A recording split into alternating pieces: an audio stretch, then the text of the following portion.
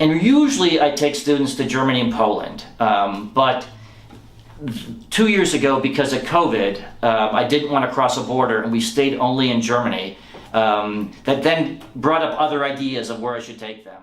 I'm John Swanson. I'm a European historian. I teach here at UTC.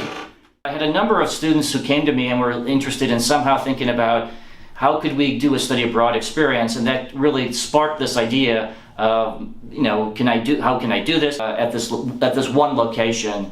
The camp is called Dora Mittelbau, which is a camp that most people don't know about. But part of it has to do with a photo album, which is called the Auschwitz album, which is a photo album, a collection of about 200 photographs that were taken in May of 1944 at Auschwitz. Mainly because the album, I was aware of it. A lot of people are aware of it, at least because they're the only photographs that exist of Jews arriving at Auschwitz that exist at all. So Lily Jakob, this woman who, as I said, when she was deported with her family from this village in Bilka, and they were initially sent to Auschwitz.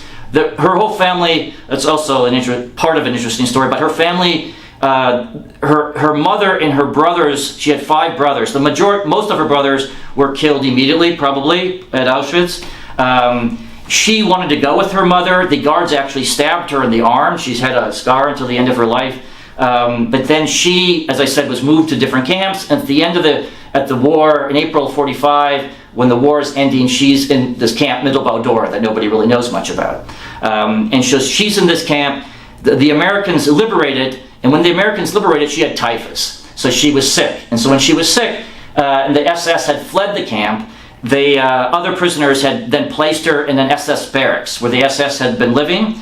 They put her in the barracks, and she was in this bed. She was cold, and she then reached down into the bedstand next to the bed to look for something warm. And she opens the drawer, and as she's looking for either a blanket or something, she finds this leather-bound album.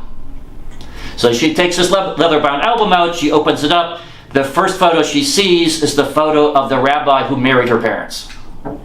So there's like 200 photographs, but the first photograph on the front page, or the first page, is of the rabbi of her hometown, Bilka. And as she goes through, she finds her 2 youngest brothers. That's one of the most famous photographs that are in almost every museum. But it just says, Hungarian Jews arriving at Auschwitz. The 2 are her brothers. But again, there's lots of other people. But she does find also a cousin and an aunt in the photos, and she finds a photo that she's in. So she finds a photograph that she's also in, and that becomes her album. So sometimes this Auschwitz album is also referred to as the Lily Jakob album.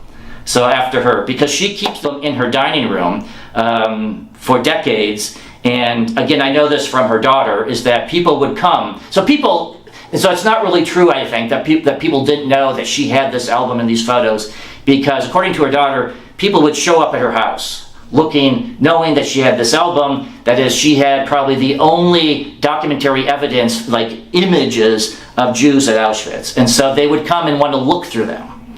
So they would sit at the dining room table, and as her daughter said, they sat at the table and they cried the whole time as they went through the photos, trying to see if somebody could, recognize someone.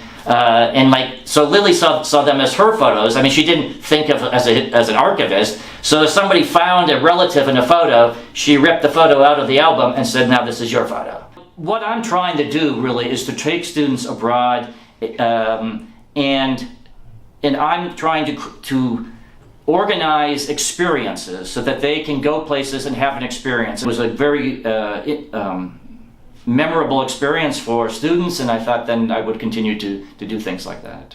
If a student wants to study abroad, they should study abroad. I also think a student doesn't want to study abroad, they should still study abroad. It's an incredible experience. I think it's an important experience to have.